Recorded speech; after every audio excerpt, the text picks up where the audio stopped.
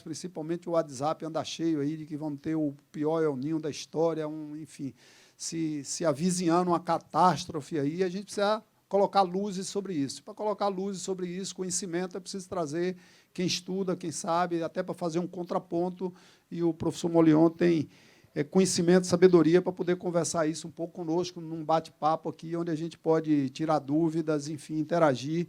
Quero saudar também, sei que tem muita gente nos assistindo aí através das redes sociais, está sendo transmitido aí para o Brasil inteiro aí pelo YouTube, né, como uma forma da gente também oportunizar quem está no interior, quem está em outras praças, em outros estados, poder também vivenciar, conversar, discutir esse tema, que é um tema que interessa diretamente ao nosso negócio. Então, mais uma vez, agradecendo a presença de todos vocês aí, eu passo de imediato aqui a palavra ao professor Molion, agradecendo sua presença, professor. Muito obrigado aqui por estar conosco aqui na Bahia mais uma vez. Seja muito bem-vindo aí, fique à vontade aí para começar seu bate-papo. Um abraço. Muito obrigado. Está funcionando aqui?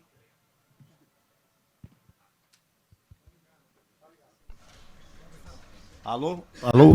Alô? Oh, desculpe, eu fiquei na cabeça que a reunião ia começar às 10, né? Fiquei aguardando o motorista lá sem muita preocupação.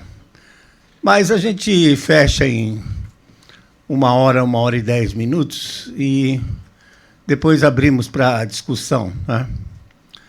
Os pontos que vão ser trazidos aqui são pontos, acho que bastante importantes, né, para a tomada de decisão. Nós vamos falar sobre... fazer um diagnóstico desses últimos 180 dias. Vamos falar sobre essa previsão de super El Niño, que é coisa incrível. E vocês vão ver como é feita a previsão, para vocês terem ideia de, no futuro, não esquentar a cabeça com isso, né? Porque só quando saiu essa notícia, eu recebi mais de 15 telefonemas, porque fica todo mundo apavorado. Quer dizer, faz parte da mídia esse processo de terrorismo climático. E nós vamos falar também sobre a previsão para esses próximos 12 meses e a tendência do clima. Eu repito que vai ser de resfriamento até possivelmente 2034, 2035. Isso não afeta a gente diretamente, mas afeta os países produtores fora dos trópicos, notadamente Estados Unidos, China, Argentina agora, né, com uma quebra de 50% na safra da soja, né? Estavam prevendo 49 milhões de toneladas e estão fechando em 24 milhões. Então, esses países vão sofrer muito, vocês vão entender o porquê disso. Muito bem. Na Bahia, então, pediram para eu dar um toque maior para o norte da Bahia, porque a gente está sempre falando de Luiz Eduardo Magalhães, etc., no oeste da Bahia. Mas aqui vocês têm, então, a situação mais crítica está nessa região e ao longo do Vale do São Francisco, né? Por exemplo, São Bom Jesus da Lapa tem dados desde 1911 e mostra que a média de chuva lá é 820 milímetros. Então, a Bahia é muito interessante, porque quando você vem do Atlântico, chove bem aqui. Depois que passou o divisor de água de São Francisco, aí começa a secar. Próximo do rio é a região mais seca que existe. Depois, quando você se afasta do rio e vai em direção ao divisor de água com o Tocantins, aumenta de novo. Sai de 800 milímetros aqui e chega a 1.500, 1.600 ali, por isso que essa região é muito boa para a prática da soja. E a soja baiana, ela é melhor do que a soja do Centro-Oeste. Porque como o Centro-Oeste fica muito nublado e tem umidade, a planta tem menos chance de fazer fotossíntese, tão bem quanto ocorre na Bahia, né? Então, não tendo nenhum ano desastroso, o oeste da Bahia é uma das melhores regiões para você ter alta produtividade. Aqui, então, peguei Só para vocês terem ideia. Está em foco isso ou eu que estou fora de foco? Peguei cipó, tá? Peguei cipó. Essa média de 91, são muito poucas estações do INMET, Instituto Nacional de Meteorologia, que funcionam bem. As da FUNSEMI pararam em 85, lamentável. Séries longas, desde 1911, 1912, pararam em 85. As do INMET, Instituto Nacional de Meteorologia, algumas funcionam. Mas mostra que naquele norte da Bahia, praticamente não tem preferência de mês que seja muito chuvoso. Chove um pouco mais aí em abril, maio e junho, e chove menos aí em novembro, setembro, outubro. Mas, basicamente, é sempre quase que a mesma coisa, só que a média é pequena, né? É 510 milímetros, então, para se ter cultivos que sejam mais longos do que isso, seria necessário irrigação. Um ponto interessante, peguei Araci, lá no norte, e eu dizer para vocês qual é o objetivo desse gráfico. Nesse gráfico, o que a gente faz, a gente pega o total anual, por exemplo, ano 1924, subtrai a média, e aí zerou. E depois divido pelo desvio padrão, que é a dispersão que existe na série, de tal forma que entre um desvio padrão, que ali é 240, é? 230. Então, a média mais um desvio padrão e a média menos um desvio padrão, eu espero encontrar 64% dos anos dentro disso que seriam considerados normais. Um ano como, por exemplo, a seca de 1932, já é considerado um evento, estatisticamente, um evento a cada 25 anos. Tá? Então, nós tivemos eventos esses que passam, por exemplo, de dois aqui também. 1924 foi acontecer em 1975, outros anos chuvosos. Mas interessante olhar para essa região é que, aparentemente, ela passa por um período bom, que fica empacotado aí, 8, 9 anos, depois entra para um período ruim, como foi a década de 30, né, que foi muito ruim para essa região, com secas severas consecutivas, com relação à média. Depois voltou a ter um período bom, e agora eu diria que estaria num período bom, deve melhorar para esses próximos anos. Mas o ponto importantíssimo nisso, que a gente tem que parar para pensar, é qual era o desmatamento da Amazônia em 1932 para provocar essa seca aqui? Ou quanto CO2 o homem colocava na atmosfera em 1932 para provocar essa seca? Isso é sério, porque o Papa Francisco, quando ele fez em 2019 o Sínodo da Amazônia, que eu não sei por que padre tem que entrar nesse negócio, né? Para mim, padre tem que estar preocupado em evangelizar, levar a palavra de Cristo. Mas vai falar sobre mudança climática, vai falar sobre desmatamento da Amazônia. No documento dele, Instrumentum Laboris, ele afirma que a Amazônia é responsável pela chuva na América do Sul, pela distribuição da chuva na América do Sul. E que, se desmatar a Amazônia, vai influenciar em outras partes do globo.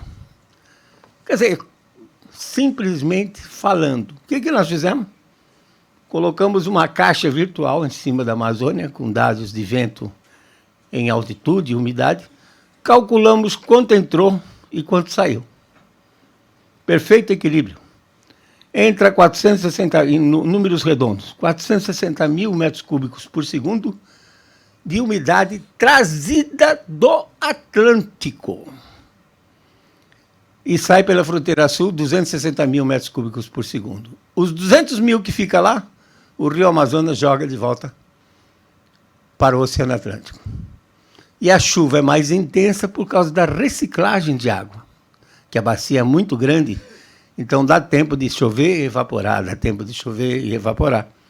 Então a chuva passa a ser, em média, 2.200 milímetros, quando na realidade devia ser 1.100 milímetros.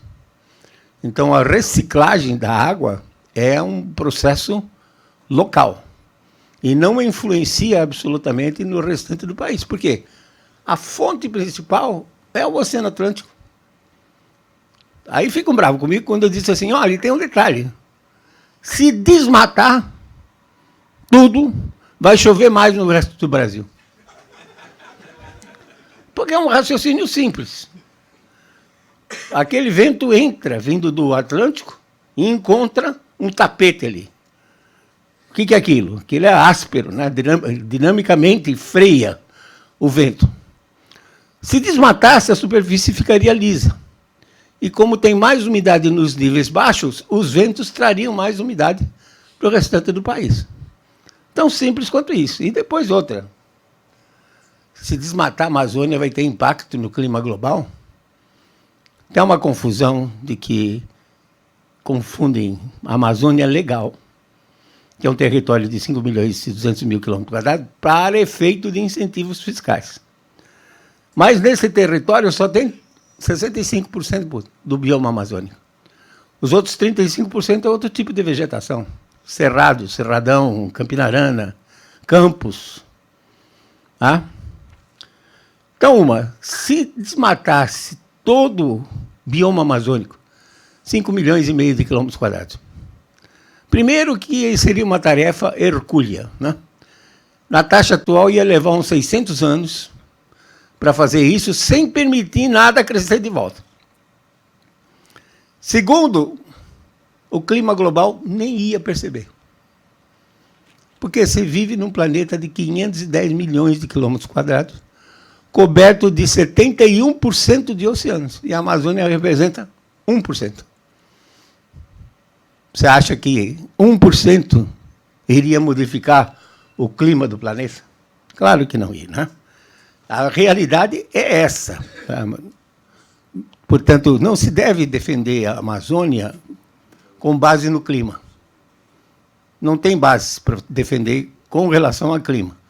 Agora, a biodiversidade, a proteção do solo, a proteção ambiental, isso são argumentos fortíssimos, né? O que deve ter nessa floresta é incrível, particularmente na parte que se refere a micro-organismos, que o nosso conhecimento é zero, praticamente. Aí a década de 30, que foi uma das piores, e foi uma das piores também nos Estados Unidos, com o famoso Dust Bowl.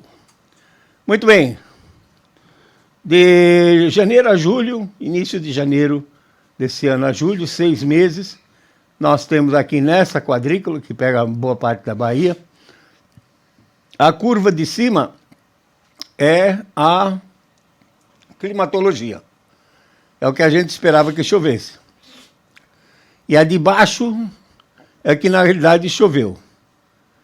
Então, quando fica uma área marrom, significa que estamos com déficit de chuva. E daqui eu não estou vendo direito. 25% de redução, em média, nessa caixinha aqui, de 10 graus sul a 15 graus sul, 40 a 45 oeste. E a gente nota que houve um período aqui em fevereiro, março, que houve uma redução de chuva, depois voltou a chover e agora, obviamente, está decrescendo de novo. Então, esse tipo de situação que a gente tem, a média foi aí da ordem de 1,6 milímetros por dia. Muito pouco para contigo. Vamos para frente? Por que ele não está indo para frente? Ah, sim. Melhor. Então, aí, para vocês terem um panorama geral de 9 de janeiro a 7 de julho, o que aparece aqui em vermelho choveu menos de 25% da média. Isso cai bem em cima do Vale do São Francisco. O norte da Bahia, então, teve regiões que choveu da ordem de 25%, mas teve regiões que ficou entre 80% e 50%, e a faixa que aparece em branco é de 80% a 120% da média. Quer dizer, teve casos aqui que chegou a chover um pouco acima da média, mas, de maneira geral, o estado da Bahia, nesse início de ano, teve chuvas abaixo da média, conforme esse mapa feito aí pelo pessoal da NOAA nos Estados Unidos. Vamos lá para o El Niño. A gente divide, então, o Pacífico em 4 regiões, Ninho 1 e 2, que fica próximo da costa da América do Sul, Equador, Peru. O Ninho 3, que é essa região que vai até 150 oeste de longitude, e que, para mim, ela influencia mais na nossa chuva. O Ninho 4, já a região mais quente, lá próximo da Indonésia, da Austrália. E atenção, os americanos não preferem nenhuma nem outra. Eles pegam um pedaço do 4 e um pedaço do 3 e chamam de Ninho 3.4. Então, quando eles fazem a análise e fazem a previsão, eles estão falando para essa região aí, que eles acham que afeta mais o clima deles. Enquanto, para mim, o que nos afeta mais é o Ninho 3, que dá maior correlação com a distribuição de chuva no Brasil. O que estamos vendo aqui? Estamos vendo em profundidade, aqui a superfície, Austrália e América do Sul. Então, Pacífico todinho, a superfície Pacífico todinho, estamos vendo até 450 metros de profundidade. É possível isso porque nós temos 70 boias fixas entre a América do Sul e a Austrália. E cada uma dessas boias, algumas delas têm instrumento até 1000 metros de profundidade. Então, nós temos uma ideia bastante boa do que está acontecendo. Eu coloquei aqui uma linha a 150 metros de profundidade. E o que vocês estão vendo é uma onda de Kelvin, como é chamada. Ela é uma onda rasa, interna no oceano, uns 200 metros de espessura. Leva 3 meses para sair daqui da Austrália e chegar até a costa da América do Sul. Quando ela vem trazendo calor, como essa, ela encontra o continente. Quando você encontra uma barreira, o que você espera? Que a água venha aflorar, não é isso? Então é isso que mostra ali o Ninho 1, 2, olha. Água quente. Quando ela bateu num obstáculo que se chama América do Sul, parte da água quente está voltando pela superfície.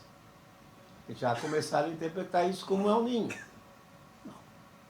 O efeito é mecânico. A onda veio, tá? Encontrou o continente, subiu e está dando mostras, então, que aqueceu. Ali, muito próximo da costa. No Ninho 3, que é esse retângulo, as temperaturas estão aí da ordem de 1 grau. Mas no Ninho 4, que é o dos americanos, meio grau a 0,7 graus. E não está aquecendo. Porque as outras variáveis atmosféricas não estão batendo. E lembrar o seguinte, que a imprensa fala muito sobre El Niño, mas o fenômeno tem a contrapartida atmosférica. O nome dele completo é ENOS, né? El Niño Oscilação Sul. O que é a oscilação sul? É a variação da pressão entre a parte leste do Pacífico, aqui próximo da costa da América do Sul, e a parte oeste. É essa variação de pressão que acaba influenciando na nossa chuva. Se as águas mudam de temperatura e a atmosfera não responde, não tem a parte atmosférica, portanto, não há impacto na distribuição da chuva. Pura e simplesmente por isso. O que nós estamos vendo foi água quente que refletiu no continente sul-americano e veio um pouquinho para frente. Porque antes, 3 anos antes, nós estávamos transportando os oceanos, o Oceano Pacífico principalmente, estava pegando água quente aqui, correntes marinhas, jogando a água quente para cá.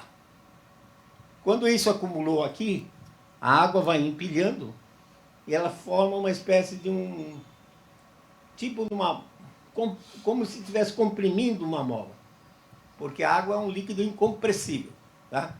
Você pega uma seringa de injeção, não é sem agulha, né? Claro. Bote a água dentro, tape a saída dela e tenta pressionar, você vê que não consegue. A água é um líquido incompressível.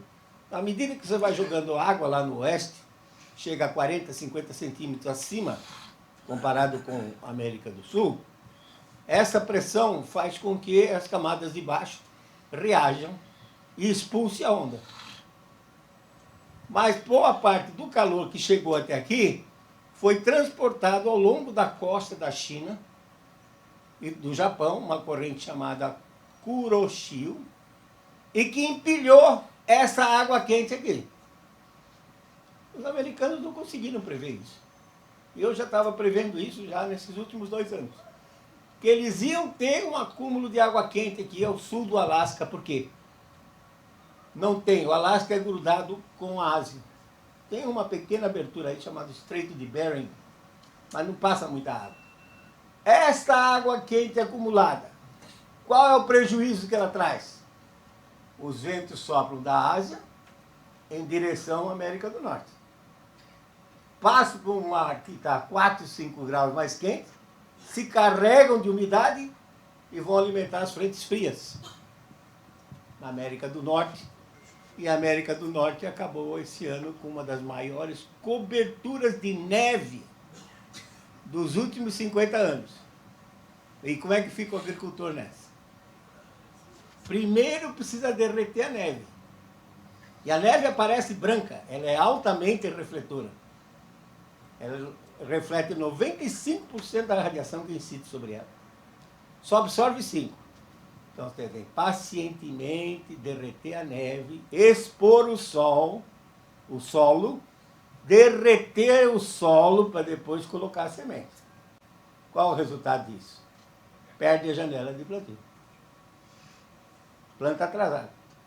Ou se enfiar a semente no solo ainda congelado, ela vai estar em condições péssimas. E é isso que está acontecendo. 50% das lavouras estão em péssimas condições. Péssimas, vamos dizer, irregular para ruim. 50%, vamos falar o lado positivo, de boas para excelentes. Só que excelente é na faixa de 5%, milho e soja. E o algodão também está nessa, 49% em boas condições, 51% em condições não muito boas. Por conta desse negócio aí. No entanto, um fenômeno oceânico. Simplesmente a corrente marinha se acelerou e transportou água quente para lá. Aquilo também, a corrente do Golfo transportou água quente lá para dentro do Ártico. Só que a água entra debaixo do gelo flutuante, derrete o gelo, aí a empresa fica falando que esse derretimento do gelo é culpa do aquecimento global provocado pelo homem. E parte desse retorna e faz com que essa região próxima da costa da África esteja mais aquecida.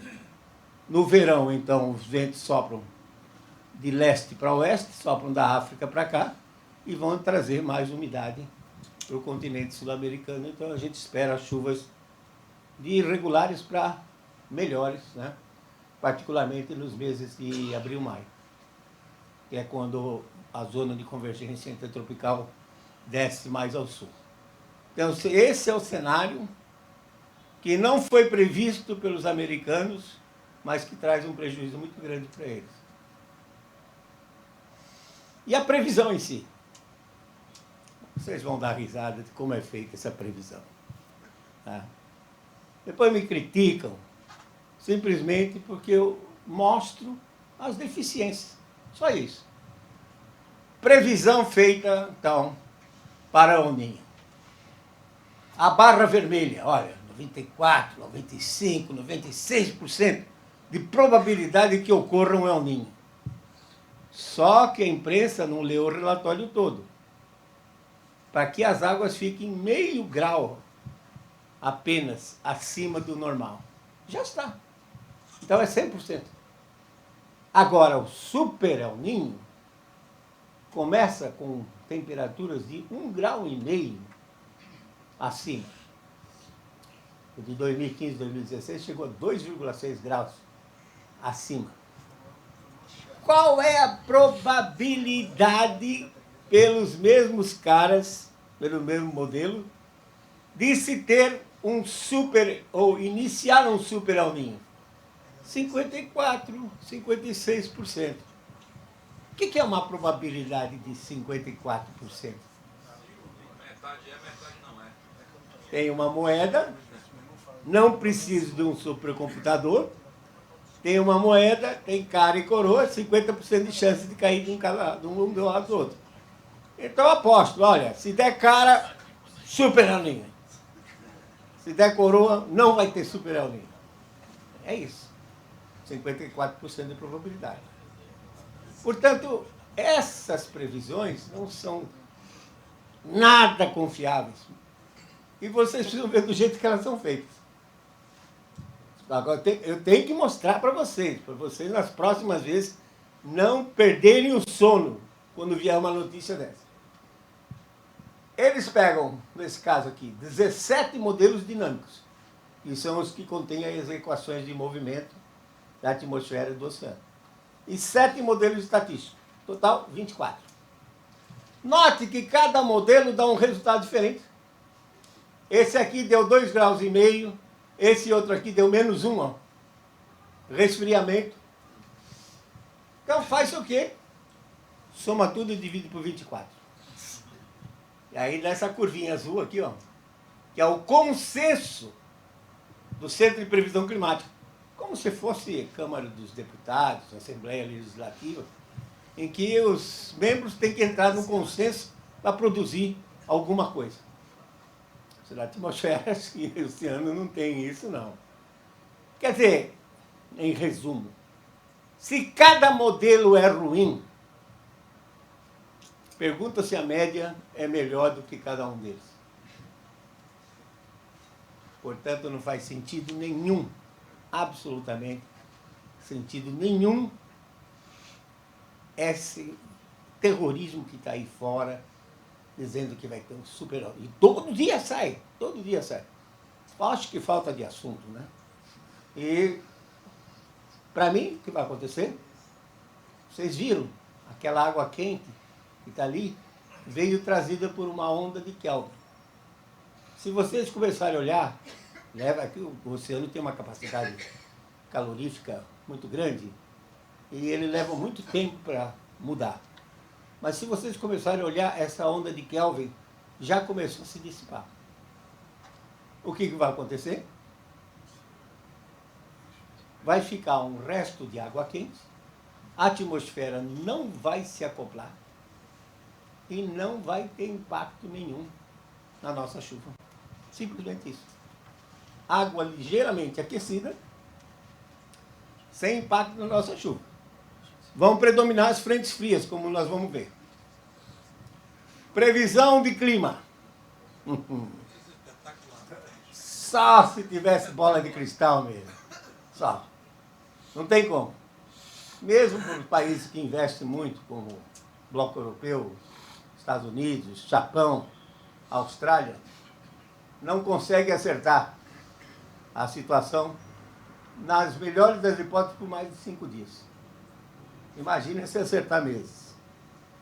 Por que não consegue? Ah, sim, esqueci, tem. Missão impossível. Quantas você quiser, 1, 2, 3, 4, tem uma série de missão impossível, não sei quanto aí na TV, né? Por que os modelos, além de terem as previsões catastróficas, por que eles não conseguem reproduzir o clima global? Porque ele tem problemas. O principal problema, ó, ele não sabe fazer transporte de calor, tá? Porque se o modelo soubesse fazer transporte de calor, eles tinham previsto aquele acúmulo de água quente lá ao sul do Alasca. Não apareceu no modelo deles. O armazenamento, o modelo não sabe fazer El Niño, mas eles insistem. O maior problema é esse, ó, ciclo hidrológico. Modelo não sabe fazer nuvem crescer. Modelo não sabe produzir chuva. Nós não temos problema com temperatura. Não tem solo congelado, não tem nada. Nosso problema é chuva. E se modelo não sabe fazer isso, nós começamos a questionar para que esses modelos servem. Por que eles não fazem? A grade do modelo. Modelo de clima global. Ela é um filtro que elimina todos os processos atmosféricos inferiores a 2 vezes o tamanho da grade. Isso é suportado pelo chamado teorema de amostragem de Nyquist. Mas eu vou explicar para vocês o que é. O computador não tem a noção do contínuo. É tudo discretizado. Como é que eu represento o mundo no computador?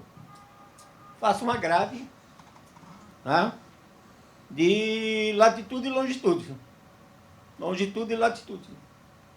E o modelo só vê esses pontinhos. O mapa aí está só para decoração. O modelo só vê esses pontinhos.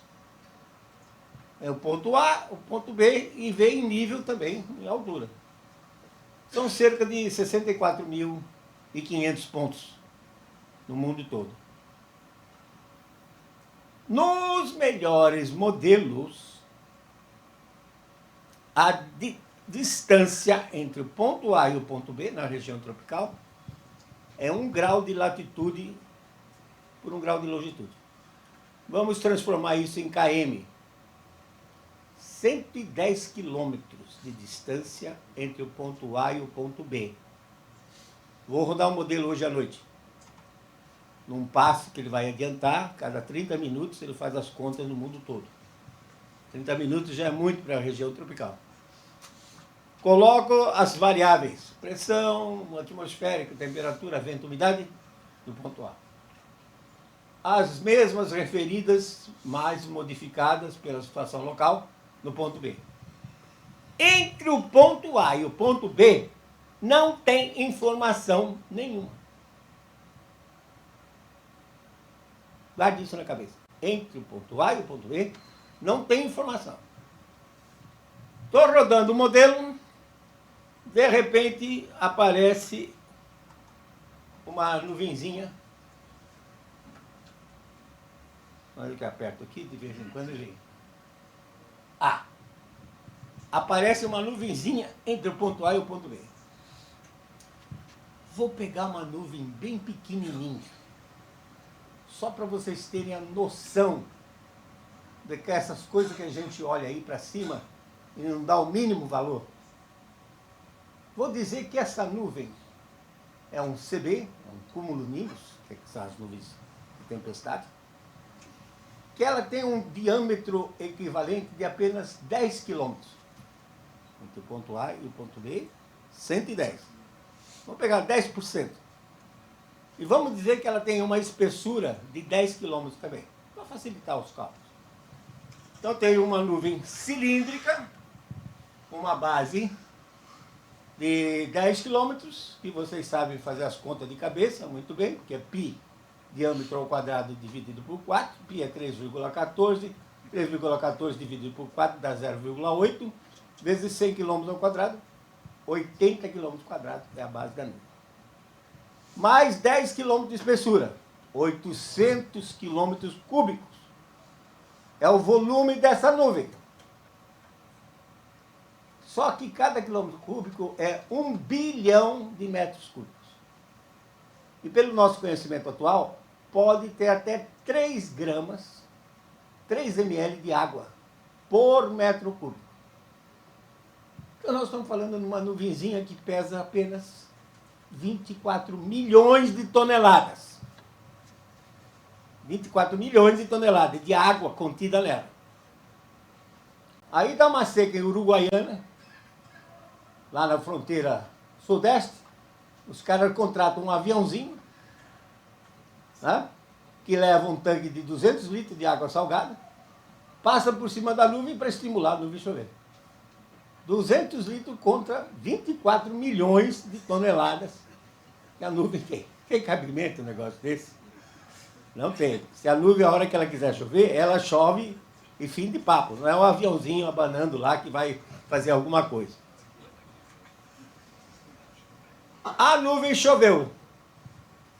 O ponto A não sabe o que choveu. E o ponto B também não tem conhecimento.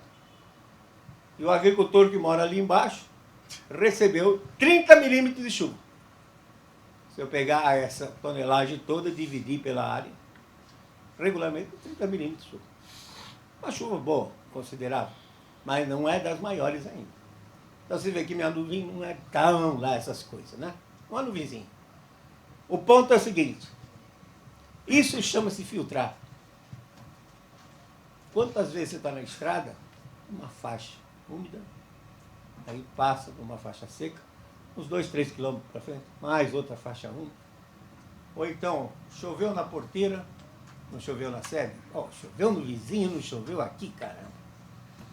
Porque todos esses processos que produzem chuva são processos de escala muito menor do que o do modelo. E o modelo não consegue capturar. Aí eles inventam umas equaçõezinhas matemáticas, chamadas equações paramétricas, em que eles têm que sintonizar, ou seja, torturar o modelo até ele confessar a chuva de um determinado período. Aí usa 75 a 2000, sintonizou o modelo. O modelo é razoavelmente bom para aquele período. Agora, antes de 75, vou tentar reproduzir a década de 30, o modelo não consegue. E para frente, também não vai conseguir, porque os parâmetros foram feitos para um período específico. Tá? Em resumo, você fica imaginando o seguinte. Você imagina que a grade do modelo é uma peneira grossa.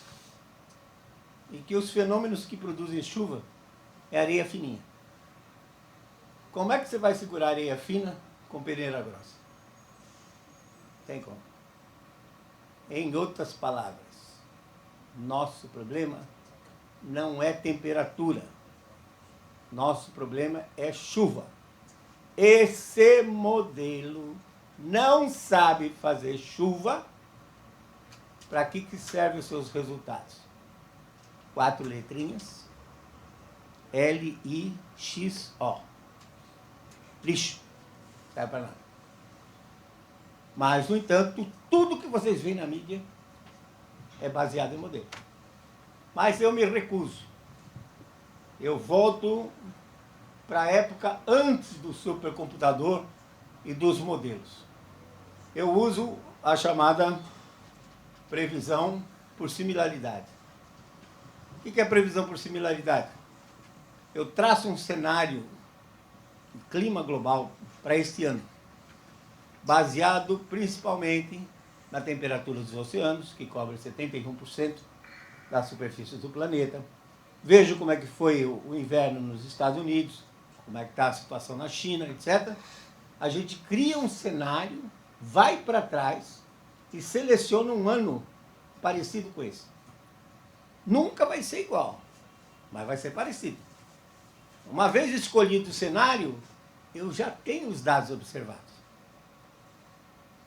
Eu não preciso gerar nada, os dados já foram observados, estão ali. Eu escolhi 2008 para representar 2023. O que vocês estão vendo, então, é um mapa de desvios de chuva de 2008. Onde aparece de branco para verde, amarelo, vermelho, déficit de chuva. Na escalinha ali diz 40, 50, 60 milímetros por mês. Onde aparece de branco para lilás, desvios positivos, excesso de chuva. Na mesma escala. Então eu peguei Cipó como base. Tá? A média acumulada de julho a setembro para Cipó é 125 milímetros. Por que eu trabalho com um trimestre? Porque fica muito difícil você trabalhar com o dia a dia. Começa já da maneira que o dado é coletado. Por exemplo, o INEMET lê o pluviômetro hoje às 9 horas da manhã. e só vai ler às 9 horas da manhã do dia seguinte. Só que a maior parte do tempo é desse dia que nós estamos vivendo agora. Tá? De 9 até meia-noite, é um período maior do que de meia-noite às 9. Se cair uma chuva torrencial agora, ele vai botar essa chuva no dia 12. E não é, a chuva foi no dia 11. Começa pela metodologia. Segundo, tem coisas estranhas, porque se cair um toró de 100 milímetros no dia 29 de fevereiro, ano bissexto, onde é que você coloca isso? No mês de fevereiro? No mês de março? Então, trabalhando com trimestre, você tem aí 90 dias, 91, no máximo 92 dias, quando pega julho, agosto, setembro, e o erro é menor. Só que aí eu tenho que multiplicar por 3. Então, eu estou vendo aqui de 0 a menos 10. Então, dá 0 menos 30. 126 menos 0 dá 125. Desculpa. 125 menos 0 dá 125. 125 menos 30 dá 95. Então, eu digo para você, ó, minha expectativa é que na região ali de Cipó, nesse período de julho a setembro, chova de 95 a 125 milímetros, em torno de 20% a mais. Aí você tem dados na sua fazenda, você trabalha com esse 20%. Tá? Você trabalha com esse 20%. Opa. Então vamos ter 120% a menos. Beleza. O outro, outubro a dezembro. Temos 110 milímetros a média do trimestre. Também continua abaixo ali, ó, que está em verdinho. Vai reduzir, então, da ordem de 30 a 60 milímetros. Portanto, eu espero que nesse período de outubro a dezembro, na região ali de Cipó, haja uma redução de até 45%. Janeiro a março, eu dei continuidade usando 2019. Porque eu estou partindo do princípio que não vou ter El Niño. Ou seja, o meu cenário vai continuar lentamente progredindo como se fosse de 2008 para 2009. De novo, aparece o amarelo ali, verde, redução de 10 a 20 milímetros por mês, 30 a 60 milímetros, a média é 140. Então, eu estou esperando entre 80 e 110 milímetros, um desvio negativo de até 40%. Agora, aqui, olha a surpresa que vai pegar a Bahia todinha. Abril, maio e junho. Vocês viram aquelas águas quentes? Tem a chamada zona de convergência intertropical, que ela costuma chegar no seu ponto máximo ao sul a partir de abril, maio. O que nós vamos ter? Excesso de chuva em todo o Nordeste.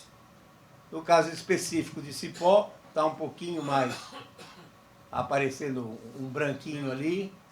Então eu preferi ficar com a média acumulada 170 milímetros. Eu diria que vamos ter entre 170 e 200 milímetros, até uns 15% a mais aqui na região. Mas todo o oeste da Bahia, sul da Bahia, praticamente nesse período, sendo que maio, abril chove bem, acho que maio é mais chuvoso, e depois já começa a secar em abril. Tá? Professor, você pode mostrar, só voltar a slide anterior, só para... Então vamos ver o oeste da Bahia. Aqui o oeste da Bahia, ligeiramente mais seco, como a gente espera nesse período, não chove nada. Começa, essas coisas que aparecem assim, ó, é indício de entrada de frente fria. Ela não chove continuamente, formando uma faixa, mas ela estimula, organiza a chuva.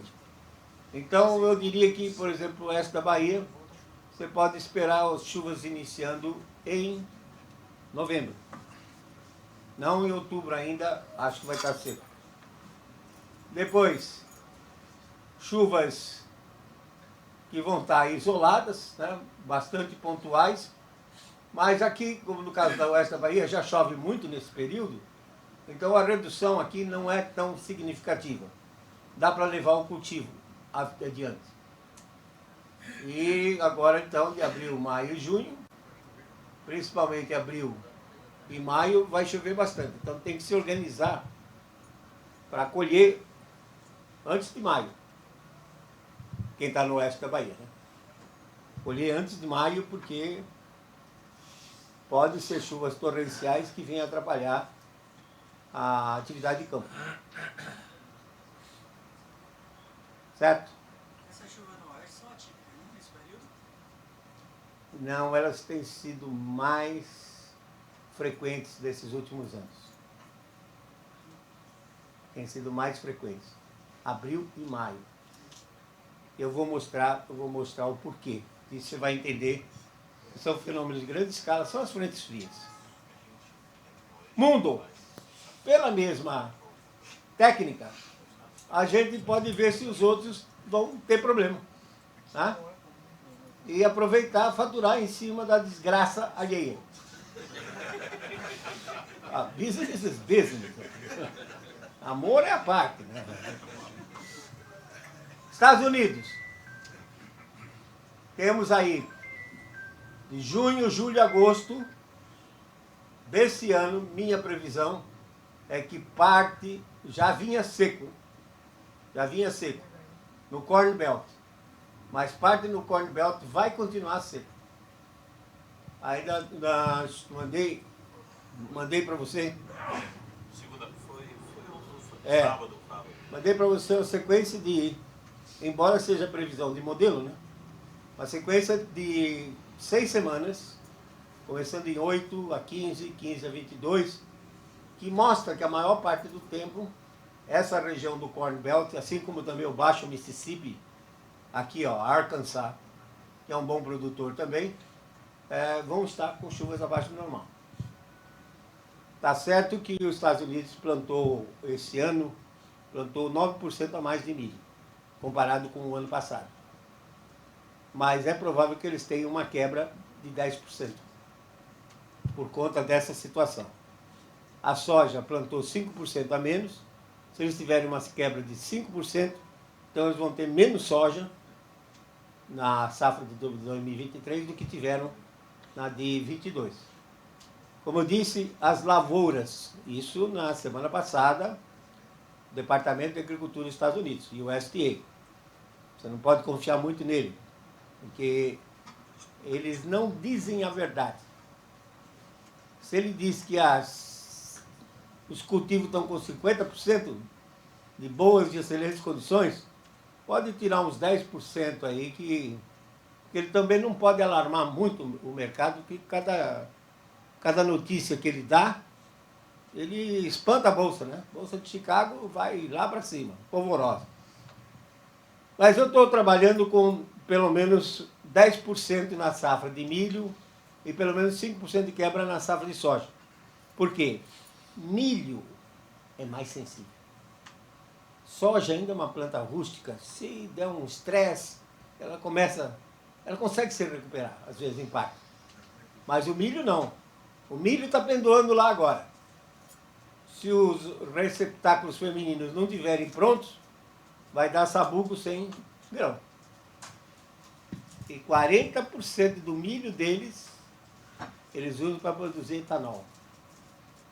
10% no tanque dos veículos. Antigamente usava-se chumbo tetretila como antidetonante. Mas quando queima o chumbo, o óxido de chumbo é pernicioso para o ser humano. Então eles passaram a usar o etanol, 10%, e eles dependem muito do etanol. E se quebrar o milho deles, certamente eles vão ter que desviar parte do milho para fazer etanol. Vamos lá.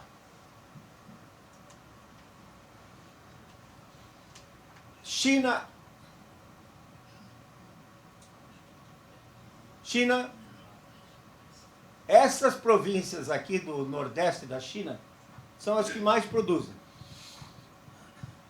Heilongjiang, por exemplo, é responsável por 40% da soja da China. Olha lá, está tudo amarelinho. Significando que nesse período de junho a agosto, que é um período crítico de desenvolvimento dos cultivos, vai estar com chuva abaixo do normal. Boa parte da China também. Japão com seca, parece bem, com seca. A Índia, toda a costa oeste da Índia, para quem tem interesse na cana-de-açúcar, por exemplo, algodão também, e o norte da Índia vão estar com chuvas abaixo do normal. Vietnã é o maior produtor de café robusto. Tá? Olha aí a situação. Está com reduções de mais de 80% por mês nesse período. Uma seca brava mesmo. E Tailândia também faz então parte do cenário mundial que vai sofrer com esse verão seco, desse período de junho a agosto. Nós podemos. No caso da China, a gente nunca sabe quanto quebra, e os dados não são divulgados. Mas pelas condições climáticas, você vê que eles vão ter uma quebra. Como eles consomem tudo que eles produzem, então eles vão ter que importar mais. E o preço vai subir. Para os próximos 15 anos, eu vou descartar modelo, que vocês viram que modelo não serve para nada. O Sol, eu vou olhar os controladores. O Sol é a principal fonte de energia. E o Sol, ele não é um astro que produz energia num nível sempre constante. Existem variações, não só no total de energia, na faixa do ultravioleta, do raio-x, mas também no campo magnético solar. Aqui vocês têm uma série do Observatório de Zurique, na Suíça, desde 1749, muito bem organizado, em que sai de 0 manchas, atinge um pico em 4 anos e depois decresce para 0 manchas de novo em 7 anos. Então esses ciclos são ciclos de 11 anos. A mancha no Sol é uma região em que o material está entrando para dentro do Sol. Ele esfriou, então ele está entrando. Então a média da temperatura da superfície do Sol é 6.000 graus. A mancha aparece com 4.000, 4.500. E às vezes são manchas tão grandes que já foram observadas já desde o tempo dos antigos astrônomos egípcios, chineses, observavam a atividade solar. O que a gente observa é que esses picos do ciclo de manchas são irregulares. Às vezes o Sol está mais ativo, como foi esse pico de 57, 58, e às vezes o Sol está menos ativo, como foi há 200 anos atrás, que teve 2 picos com menos de 50 manchas. Isso se repetiu no início do século XX, e agora os astrônomos estão dizendo que esse ciclo o 25, que começou agora em 2020, vai ter uma atividade menor do que o ciclo de 200 anos atrás. A pergunta é, o Sol vai produzir menos energia? Não. Na faixa do visível, 0,1%, 0,2%, muito pouco. Mas tem o problema do campo magnético. E quando ele está com poucas manchas, a atividade magnética é pequena. E há uma teoria de um físico dinamarquês chamado Henrik Svensmark, que diz que se o campo magnético enfraquece, entram mais partículas de alta energia vindas do espaço exterior, chamadas raios cósmicos galácticos. E o IPCC, Painel Intergovernamental de Mudanças Climáticas, insiste em ficar só com o CO2. Olha a complexidade. O desmatamento interfere? No quê? Ou é só o Sol? O desmatamento interfere localmente, tá? Mas o sinal não é grande o suficiente para impactar o planeta. Esses raios cósmicos vêm fazer o quê? Aumenta a cobertura de nuvem. Esse que é o problema. Essa cortina é um exemplo disso. Está entrando muita luz, a gente fecha a cortina. Deixa de aquecer a sala. Raios solares batem na cortina e volta para fora do vidro. Se eu abrir a cortina, entra mais radiação. Se eu fechar a cortina, Entra menos. Nuvem assim, nuvem regula isso. Abriu mais, menor cobertura de nuvem, entra e o planeta aquece. Mas se a cobertura de nuvens aumentar, aí a radiação vem, bate no topo da nuvem e volta para o espaço exterior, entra menos energia no sistema e o sistema esfria. É uma possibilidade. Os oceanos podem dar uma pista sobre isso, porque em cima do continente a variabilidade é tão grande que fica difícil você saber se está aquecendo ou está esfriando. Eu peguei dados de 99 a 2020, que estão disponíveis na internet, e subtraí aquele período de 77 a 98, que nós sabemos que foi quente. O resultado, olha, já aparece um resfriamento em toda a costa das Américas e mais aqui ao longo da corrente antártica. No caso do Atlântico, dados da NOAA também, da Agência Americana de Oceanos e Atmosfera, mostram que no Atlântico, entre os Estados Unidos e a Europa, as temperaturas estavam baixas no início dos anos 70, aumentaram, chegaram a um pico em 2006, começaram a cair, mas ainda eu acho que elas vão ter um pico até 2025, depois eu explico por que o 2025, e não foi tirado da cartola, né? E depois elas vão começar a cair. E aí é ruim, né? Porque se o ar passa dos Estados Unidos, da América do Norte, para a Europa, pega um oceano mais frio, evapora menos, vai chegar mais frio e mais seco lá, e vai atrapalhar o cultivo desse pessoal, dos europeus, nesses próximos anos. Uma outra hipótese que é muito interessante é a mudança na circulação atmosférica. Essa faixa preta e vermelha que vocês veem é o jato polar. Ele inicia um período circulando um círculo de latitude. Altas velocidades na atmosfera superior, estende até o chão, e logo depois ele vai quebrando, formando esses grandes meandros. Instabilidade do próprio fluido. E fica assim, ó.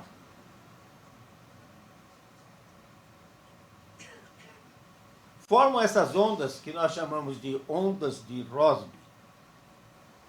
Entre o cavado dessa onda e o próximo cavado são 8.000 quilômetros.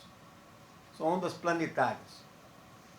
No cavado da onda entra ar polar frio. E na crista da onda entra ar quente úmido. A interface entre o ar frio e o ar quente é chamada de frente fria. Interface é algo difícil de definir, porque se você está num lago, se tiver 1 milímetro para cima, você está na atmosfera. Se tiver 1 milímetro para baixo, está dentro d'água. Então a interface entre o ar frio que está vindo do polo em direção ao Equador e o ar quente e úmido está subindo, chama-se frente fria. Então, fomos analisar o período anterior, de 1976 a 2005, porque estão dizendo que o homem está aquecendo o planeta. O que foi observado é que o jato polar ficou mais intenso, com muito poucos meandros, e aprisionava o ar frio. Então o ar frio não descia. O número de geadas, por exemplo, nesse período de 76 a 2005, foi muito pequeno. O resultado é que essa faixa de 40 graus norte a 40 graus sul, mais ou menos de Nova York a La Plata, na Argentina, que recebe sol durante o ano todo, ficou mais aquecida. Então deu um aquecimento global, porque não tinha ar frio misturando. Aí a culpa é do homem, queimando gás carbônico. Mas quando a gente olha de 46 a 75, o que a gente percebe? Que predominava aquele modo em que havia maior troca de ar polar com ar tropical. O ar frio, então, se misturava com o ar tropical E a situação ficou, o clima global, ligeiramente mais frio. Eu estava fazendo pós-graduação nos Estados Unidos, no início dos anos 70. Adivinhem qual era o terrorismo climático da época? Estamos indo por uma nova era glacial. Que vinha desde 45, 46, invernos rigorosos. Sempre esfriando. Então, disse, bom, estamos indo para uma nova era glacial. Aí, em 76, deu uma virada, começou a aquecer. Agora é aquecimento global, pior, produzido pelo homem. A pergunta é, de 2006 a 2035, será que vai se repetir esse mesmo tipo de configuração? Por que eu peguei 2006? Porque em 2006 aparece um pico muito claro na mudança do índice magnético do Sol. Eles medem um índice, e esse índice de atividade magnética do Sol mostra um pico claro. Outros estão trabalhando com depois do El Niño, de 97 e 98. Mas eu preferi pegar 2006 a 2035. Aí fui para trás, pegar um livrão que eu tenho lá em casa, a Bíblia do Clima. O autor, Hilbert Lamb, teve a audácia de colocar no livro Clima, passado, presente e futuro. Audácia. São 700 páginas. Quando ele publicou aquilo em 72, tudo que se sabia de clima estava ali. Aí eu fui procurar, lembrando de umas aulas, fui procurar e encontrei esse gráfico aqui, produzido pelo russo chamado Georgy Van Gogh, em que ele pacientemente analisou esses períodos em que entrava o ar polar, períodos que deixava de entrar o ar polar, e ele criou um índice chamado ICA, Índice de Circulação Atmosférica. E olha que interessante, ele criou o índice desde 1891. A linha fininha é o índice. Eu empurrei o índice 4 anos para frente, porque o índice começa a mostrar 4 a 5 anos antes que a atmosfera vai mudar. Ele já dá aquela dica. Quando o índice subiu, a temperatura, que é essa linha mais grossa, medida aqui desse lado, subiu. Chegou em 46, começou a esfriar, o índice começou a baixar, a temperatura baixou também. De novo, em 76, a temperatura começou a subir, o índice começou a subir, a temperatura foi atrás. Então, eu estou trabalhando com essa hipótese de que o índice vai descer.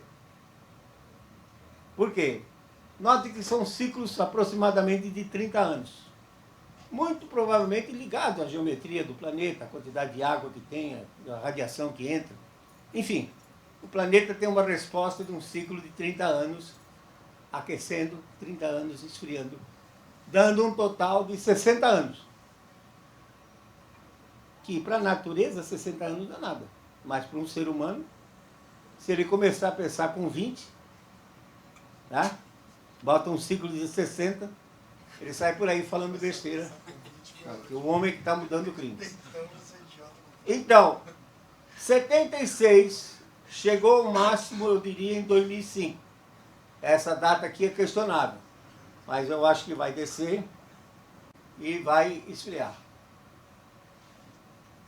Para esses próximos 15 anos, possivelmente, porque se o ciclo é mais ou menos de 30, se eu somar 15 anos a 2006, dá 2021. Então nós já estamos chegando na segunda metade do ciclo. Quando a gente analisa aquele ciclo anterior, de 46 a 75, você vê um negócio bastante curioso. Muitas geadas severas, 52, 54, que culminou com a famosa geada negra de 75, que acabou com o café no Paraná, São Paulo. Foi isso que fez os gaúchos saírem do Rio Grande do Sul e vir conquistar o centro-oeste e o oeste da Bahia. frustração de safras praticamente durante 30 anos, não dava para aguentar. Então eu digo, bom, vamos sair daqui, né? Vamos para um lugar que não tenha geada, que a gente possa trabalhar. Eu acho que a Revolução Brasileira, a conquista do centro-oeste, do oeste da Bahia, e agora os outros estados do norte também, né? Pará, Maranhão, foi devido a esse período muito inóspito, em termos de clima, de 46 a 75. Então, o que nós vamos ver? Então, isso foi benéfico para nós. Olhando por esse ano, foi benéfico. Claro, claro, Tem mas oportunidade. sofreram muito. Hoje você vê cara com 5 aviões agrícolas, com jato e tudo mais, merecidamente, porque trabalhou arduamente para chegar lá. Né? Vocês vão ver aqui, ó. Eu vou passar isso depois para Zé Márcio, como acessar esse site da NASA. Essas imagens são a cada 10 minutos, presidente. Cada 10 minutos. O site já tem um animador. Então você está vendo a atmosfera se movimentar. Para o produtor rural, até para o cara que vai vender o produto, Não, esse cara ele tem que olhar essas imagens. Porque se ele vai pulverizar e tem uma tempestade se formando, não se mexe. Vai botar a máquina em campo, vai atolar a máquina, não se mexe. E é grátis. Não tem que pagar nada. Eu tenho um tutorial que depois eu passo para Zé Márcio, para eles passarem para vocês. Aqui uma frente fria que vinha antes. Aqui a outra já num espaço mais ou menos de 7 a 8 dias entre uma e outra. No meio tem um solzinho, não tem nada, não tem chuva. Mas o que acontece é que quando essas frentes frias chegam aqui, ó, principalmente nesse período de março, abril, maio, elas criam um abaixamento da pressão atmosférica e aceleram as frentes frias que vêm do hemisfério sul e vem chover aqui. Que beleza, tá? Lindo. Olha aqui, ó, ar frio, já em maio do ano passado, ar frio chegando até a Amazônia. Essa cor esbranquiçada no canal infravermelho do satélite mostra que o ar estava bem frio associado a essa frente fria. Vamos para frente. No verão, frente fria passa pelos Estados Unidos, começa a ativar as nuvens de chuva aqui, o ar sobe aqui, deixa toda a umidade com chuva e nuvens e desce em cima da gente, fazendo com que então todo o centro-oeste e Bahia nesse período seja seco. E cria, então, um sistema de alta pressão. E essa aqui é aquela frente fria que, em 2 anos atrás, quebrou 30% a 40% do café em Minas. Ela entra, ela traz ar frio, mas não consegue produzir chuva, porque a alta pressão é um ar descendo seco em cima da região, impede que as nuvens se desenvolvam. Muito bem. Vamos para frente?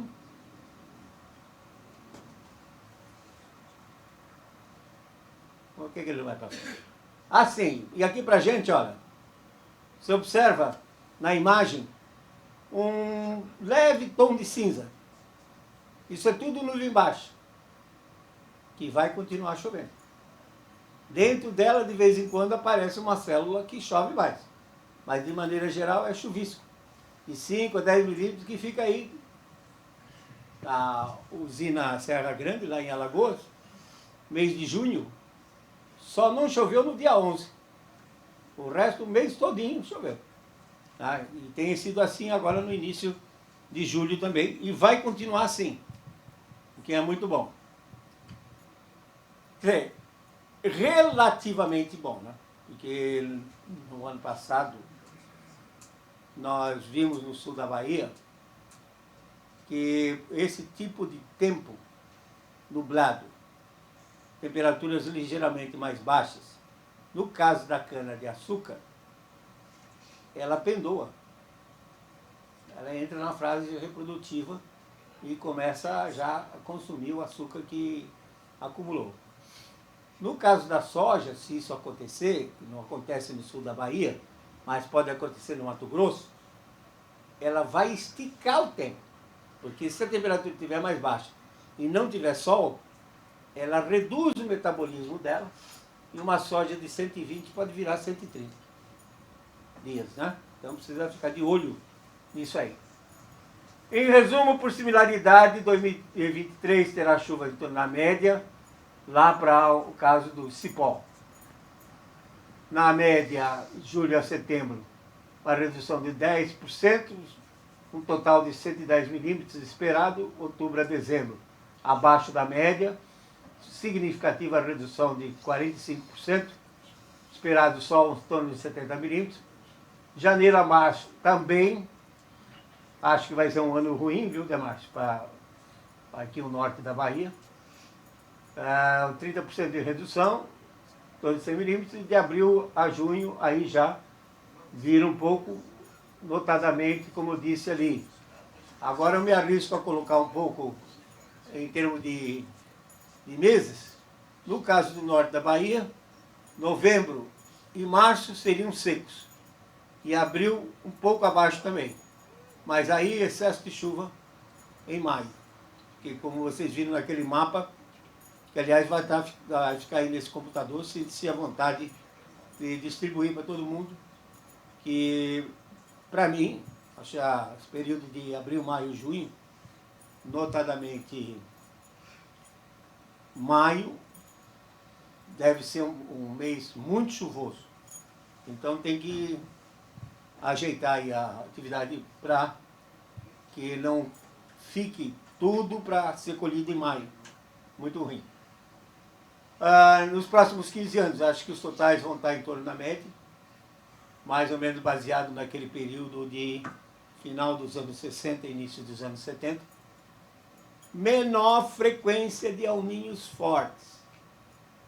Olha a minha previsão de longo prazo. Próximo El Niño forte vai ser em 2034, 2035. Tem bastante tempo para se preparar. Frequência de trovoadas pode aumentar entre outubro e março, principalmente em janeiro, né, que é o mês de trovoada. Número de dias com chuva diminui no período seco, por conta daquele sistema de alta pressão. E atenção, isto que é importante. Países fora dos trópicos vão estar em condições ruins nesses próximos 15 anos. Estados Unidos, China, principalmente, Argentina, né, Los Hermanos, começaram com uma expectativa de 49 milhões de toneladas, fecharam com 24. 50% de quebra.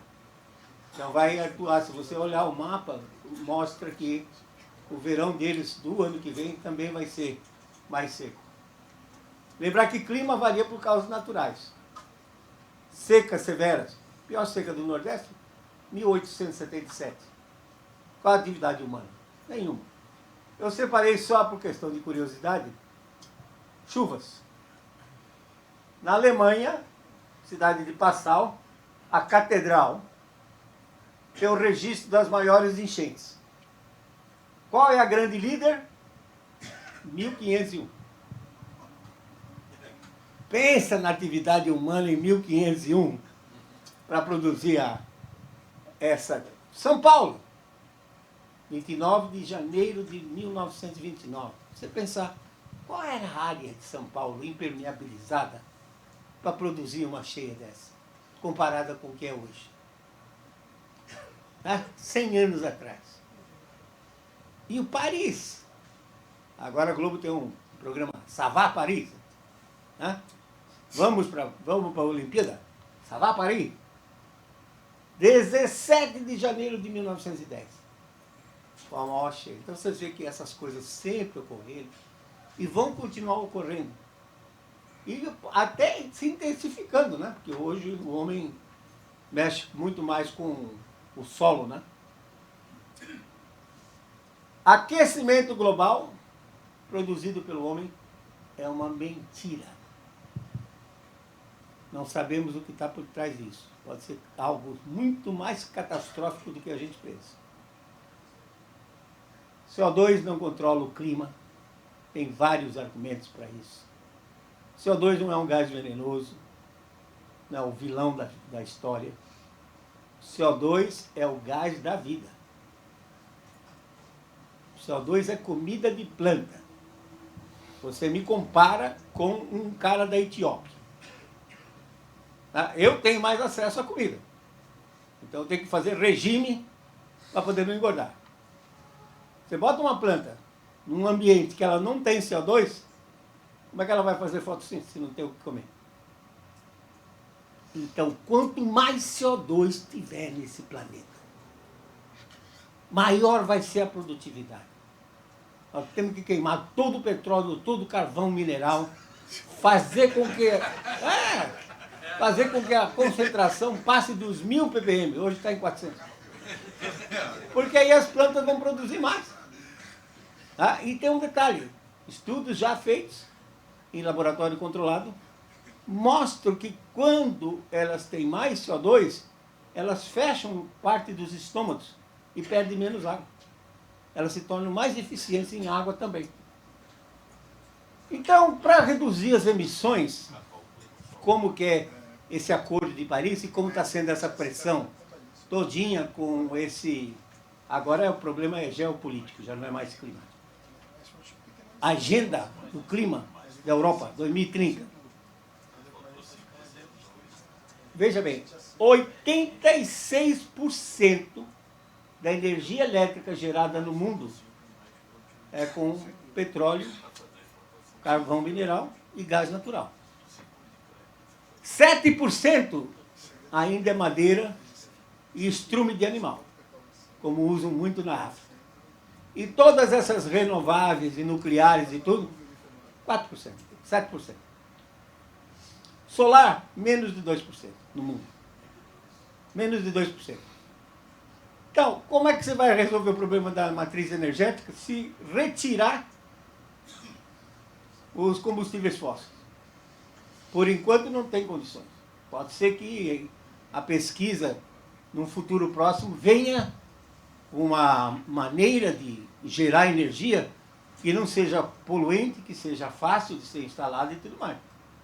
Porque hoje, se você tentar reduzir as emissões, o que vai acontecer? Vai afetar os países pobres. O ministro da Índia disse, não vou deixar de gerar com carvão mineral, que é a forma mais poluente que existe. Poluente entre aspas, né? Porque não é o CO2 que é culpado. Na realidade é o enxofre. O SO2, o dióxido de enxofre, que está contido no carvão, sai na forma de dióxido de enxofre, combina com a umidade atmosférica e forma gotículas de ácido sulfúrico, H2 e CO4. Esse que é o problema. Mas o CO2 em si não é. Ele diz, como é que eu vou deixar de gerar energia a baixo custo se 30% da minha população não tem acesso à energia? 1,3 bi. Quanto é que dá 30%? 2 Brasis. Não sabe o que é energia elétrica na Índia. Então, esse negócio, esse Acordo de Paris, para tentar reduzir as emissões, ele tem esse caráter, primeiro, de governança global, como nós vimos durante a Covid, em que o diretor da Organização Mundial de Saúde, de lá de Genebra, comandava o mundo todo. Em cadeia mundial, global. E tem esse aspecto também do neocolonialismo. Porque se você não tiver energia para gerar, ou se a sua energia começar a ficar muito cara, você não tem competitividade. É o que está acontecendo na Alemanha. Ficaram com essa história de eliminar as nucleares, eliminar as termoelétricas a carvão. O resultado qual é? Deixou de exportar energia, está importando a Alemanha. Energia cara. A ArcelorMittal já disse que vai sair da Alemanha. Tem pelo menos 16% das indústrias e disseram que vão sair da Alemanha porque não tem condições de produzir com energia elétrica tão cara assim. E para o cidadão? Outro aspecto geopolítico. Putin, quando viu que a Alemanha estava com 45% de dependência do gás, a Itália 40%, a França 25%, a Inglaterra 40%, o que ele fez? Tomou a Ucrânia. Tomou a Ucrânia. Por que ele tomou a Ucrânia? Porque a Ucrânia nunca foi um país livre. Quando existia a União dos Países Socialistas Soviéticos, que se dissolveu em 91, cada país, Chechênia, Geórgia, Cazaquistão, era tudo independente. Ele só estava ali com um propósito econômico e, eventualmente, filosófico. Mas a Ucrânia não era. Em 91, a Ucrânia aproveitou e proclamou a independência dela. E os russos nunca gostaram disso, porque a Ucrânia era mais desenvolvida do que a Rússia. Produção de grãos, 100 milhões de toneladas. Tá? Tecnologia. Onde é que estava o reator atômico? Chernobyl. Tá? Então, nunca gostaram disso. Então, Putin aproveitou, entrou, tomou todas as sanções que foram faladas. Para ele, pouco se faz, porque ele pode vender o gás para a China, sem problema nenhum, ou vende o petróleo para a Índia, que depois destila e distribui para o resto do mundo. Então, você vê que o que leva esse aspecto climático, com uma pequena, grande ponto de interrogação, diria. Tudo isso, esse negócio de dizer que a temperatura do planeta vai chegar a 5,7 graus acima do que está hoje, no ano 2100, que tornaria inviável a agricultura tropical. Baseado em quê? Modelos. Não existe um mínimo de evidência física sólida que permita fazer essas políticas públicas só em cima de modelo. E prever para 2100 é muito fácil, porque vai estar todo mundo morto, ninguém vai cobrar nada. Agora, para esse ano agora, e se o professor Molhão não acertar, como é que fica? Então esse problema está afetando a Alemanha. A Holanda é ridículo. O ministro diz que a partir de 2030 o agricultor não vai poder usar mais diesel no trator, porque diesel emite CO2. Não vai poder usar mais compostos nitrogenados, ureia. Mas, senhor ministro, será que o senhor não entende um pouquinho de evolução? Essas plantas cresceram num planeta que tem 78% de nitrogênio na sua atmosfera. Elas são produtos desse sistema baseado no nitrogênio. Não vai poder mais usar ureia, porque o nitrogênio volatiliza, combina quimicamente com o oxigênio e forma óxidos de nitrogênio que aquecem o planeta. Que imbecilidade! Na pior situação, quando dá aquele fog, o smog, né? Que é aquela neblina misturada com detritos industriais, mediram 200 microgramas de óxido de nitrogênio por metro cúbico de ar. Normalmente é 50 a 80. Então vamos fazer umas contas. Pega 1 quilo, divide por 1000. Tem 1 grama. Pega 1 grama, divide por 1000. 1 miligrama. Pega 1 miligrama e divide por 1000. 1 micrograma. Quer dizer, você precisa dividir por 1 bilhão para ter, acho que 80 microgramas por metro cúbico. Vai aquecer esse planeta? Nós vimos até que raios cósmicos galácticos interferem na cobertura de nuvens. Quer dizer, sinceramente, eu não sei o que deu nesse pessoal. Se eu achava que político era só aqui no Brasil, que fosse meio doido, o que estão fazendo esses administradores alemães, holandeses? Estão deixando a população arrasada. Vão acabar com a população. Baseado em quê? Em resultado de modelos de clima. Se tem alguma outra coisa por detrás disso, acho que só a história vai falar no futuro.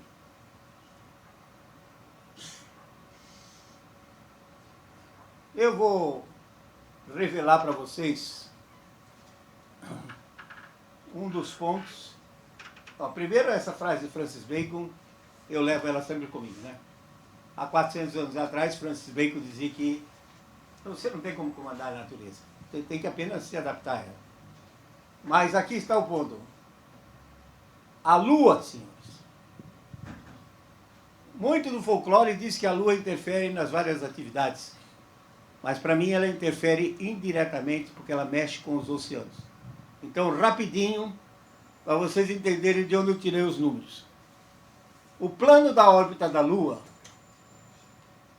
ele, devido à configuração, que a Lua tem um eixo de rotação inclinado de 5 graus, com relação ao plano que está o Sol, e a Terra 23,5, há períodos que os eixos, a distância, se soma. Então dá 28,6. 9,3 anos depois, esse plano baixa para 18,4. Ou seja, a área que a Lua varre é só esse retângulo azul comparado com esse amarelo quando ela está ativa. A Lua é responsável pelas marés. Quando ela está fora dos trópicos, ela enche os oceanos, cria desníveis, e isso acelera as correntes marinhas. Isso não tem nenhum modelo, e ninguém sabe disso. Pode perguntar para quem você quiser, e ninguém sabe disso. Eu construí uma tabelinha, né? No caso ali tem mês, dia e ano. Quando a Lua está no mínimo, dentro dos trópicos, 18,4, quando ela está no ponto médio, em cima do trópico, e quando ela está no máximo, 28,6, e depois que ela está retornando. Desde 1890 até 2090. Só para ver o que estava acontecendo. É impressionante. Primeiro, que me chamou a atenção. Aqui nessa primeira coluna, todos os anos, 2015, 16, 97, 98, 78, 79, 58, 59, 41, 42, todos eles foram anos de grandes El Niños, fortes. De onde eu concluo que pode ser coincidência. Nós temos aí 100 anos de dados. Pode ser coincidência, mas o próximo, 2034, 2035, quando o plano da órbita da Lua vai estar dentro da região tropical. E os degelos ocorrem quando ele está no máximo, como foi, por exemplo, o degelo no Ártico, 2006. Quando é que ele vai estar próximo agora? Março de 2025. Mexe com as marés. Então, o que vai acontecer? Aconteceu esse final de semana lá em Maceió. Alagou tudo, teve restaurante que ficou com água pelas canelas. Por quê? Mês de julho, lua nova ou lua cheia, faz com que a maré chegue a 2,8, 2,9 metros. Pega o vento de sudeste, a água que chove não tem para onde sair. Porque a própria maré funciona como uma barragem. E isso que vai acontecer, pode se preparar nesses próximos anos, até o pico em 2025. Por isso que eu disse que ainda a temperatura no Atlântico Norte vai subir. E como ela está ativa, a tendência dela é continuar fazendo com que as correntes marinhas transportem calor da região tropical em direção ao Pacífico Norte, por exemplo. É por isso que eu aposto que não vamos ter El Niño. Eles levam isso em consideração? O modelo leva isso em consideração? Não leva. Então, lamentavelmente, nós estamos esquecendo certas coisas que existiam, que eram de conhecimento antes do supercomputador, dos modelos. Que hoje é assim, coloca os dados dentro do computador, aperta o botão, o cara é usuário, né? Nem é modelador. E o que a máquina cuspir, ele tenta interpretar. O pessoal antigo não. Não tinha nem calculadora, tinha que usar a cabeça. E interpretar fisicamente o que estava acontecendo. E é um absurdo. Os antigos egípcios construíam a pirâmide no deserto e usavam as margens férteis do Nilo para plantar. O egípcio moderno constrói a cidade nas terras férteis e irriga o deserto. Não é interessante? Como é que se perde, né, essas coisas. Bom, era isso que eu queria dizer para vocês. Se restou alguma dúvida, vamos esclarecer. Esses mapas vão ficar aí. Pede para Zé Márcio distribuir.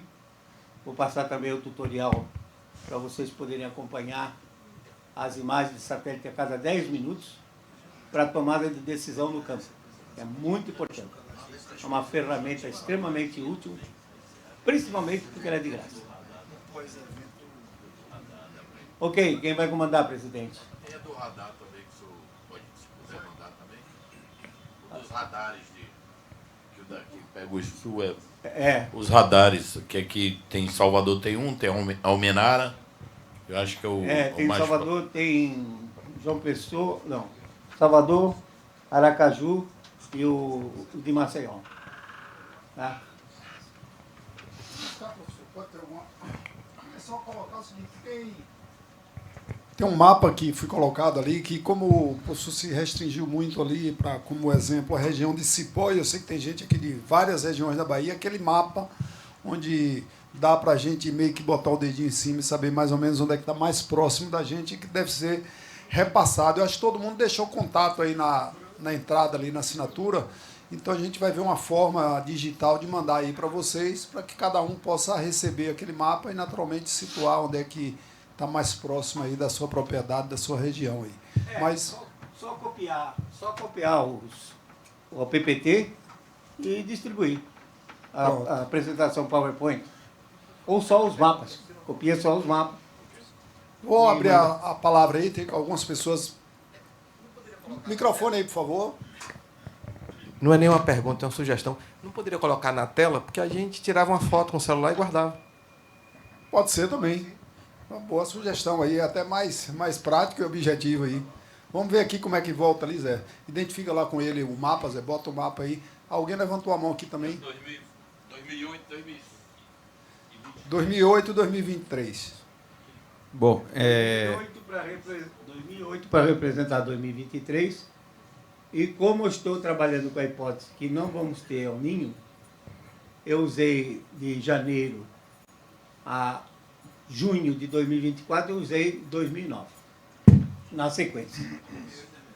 Tá? E lembrar também que a pesquisa, que a apresentação vai estar salva no YouTube. Quem quiser rever, tirar alguma foto de algum ponto, também vai estar no YouTube. Por favor. professor, uma dúvida. El Niño é o aquecimento dessas águas do Pacífico, Laninha é o resfriamento delas, e existe um meio termo que é... Neutralidade. Neutralidade, é isso? É. Só que eles dizem que na neutralidade a atmosfera não responde. E que com águas quentes, a atmosfera respondendo, o impacto é chuvas abaixo do normal no norte e nordeste e excesso de chuva no sul, particularmente no Rio Grande do Sul. E se as águas estiverem frias, laninha, ocorre o contrário. Chove mais aqui e chove menos no sul. Mas tem que lembrar que água quente ou fria é uma condição necessária, mas não é suficiente. A atmosfera tem que responder a isso. E se a atmosfera não responder, então não tem impacto na nossa região, porque é exatamente a mudança no campo da... Fazer essa pergunta, mas vou lhe poupar dessa pergunta. Mas só para informar o pessoal que está no YouTube aí, que além da palestra ficar salva aí no YouTube, quem quiser receber os dados, conforme nós falamos, com quem está presencial aqui, tem um contato aí no sistema FAEB Senar, manda os contatos que a gente envia para vocês também que estão participando aí no nosso YouTube. Por favor. Rede social, se o senhor tem para poder lhe seguir, professor. Alguém criou um Instagram para mim, mas eu nem sei quem é, nem tenho a senha.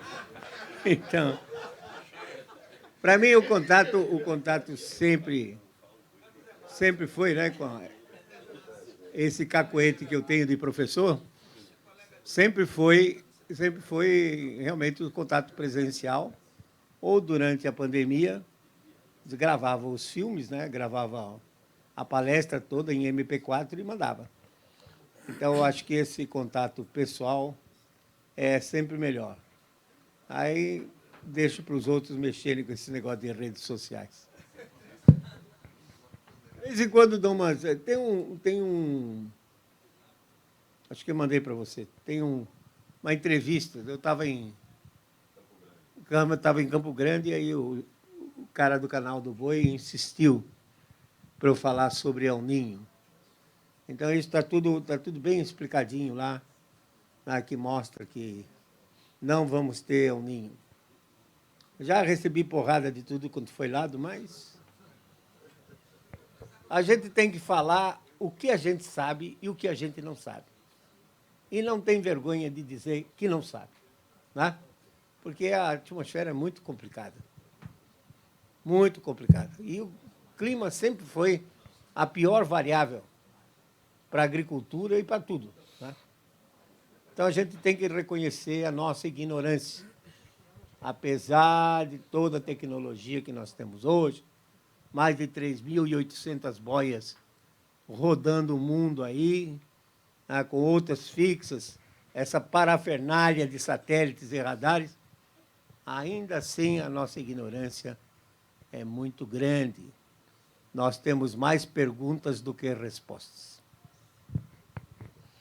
Muito bom. Então, professor, agradecer aí a sua disponibilidade, sua presença, suas colocações aí, que deixam muitas reflexões aí para todos nós, já que a gente quase que diariamente ouve exatamente o contrário, né? Muitos tipos de colocações que realmente nos criam muitas preocupações. Então, lhe agradecer aqui pela sua participação, sei do esforço para o senhor estar aqui, em nome aqui dos nossos produtores da Bahia que estão aqui, outros que estão nos assistindo aí virtualmente. Muito obrigado pela sua presença. Seja sempre muito bem-vindo aqui à nossa Bahia. Muito obrigado. Agradecer também aos produtores que estão aqui, outros que estão participando online aí. Muito obrigado. E nós estamos aqui na Federação sempre à disposição para que em momentos como esse, talvez em outras áreas, a gente possa estar aqui se reunindo para debater, discutir, conversar um pouco sobre os caminhos que nos levam a continuar gerando emprego, gerando renda e ajudando o nosso Estado e o nosso país. Muito obrigado. Um abraço a todos aí e até a próxima. Pois não. Eu aqui agradeço a oportunidade, porque normalmente esse tipo de informação não chega, né? E faz com que as pessoas fiquem extremamente preocupadas, não só com o futuro próximo, mas com o presente. Então, eu agradeço a oportunidade de trazer essas minhas preocupações e, pior ainda, considerando que nós temos aí uma ministra do Meio Ambiente que tem muito pouco conhecimento sobre o assunto, eu espero que ela não venha a ser influenciada por esse movimento europeu, tá? Do Agenda do Clima em 2030, e venha querer impor isso para nós, né? Só espero isso. Em todo caso, todo mundo tem que estar preparado para se desenhar isso, para a gente ter que pegar os nossos representantes na Câmara, no Senado, e tentar acabar com isso aí. É lamentável, porque muitas vezes copia-se coisas que não servem para nós. E a gente tem que evitar isso. É uma grande preocupação, e é essa preocupação que vocês têm que ter. Fiquem de olho nesses acontecimentos, porque a nossa mídia também não fala muito sobre isso. Ok? Obrigado pela oportunidade. Obrigado, um abraço e até a próxima.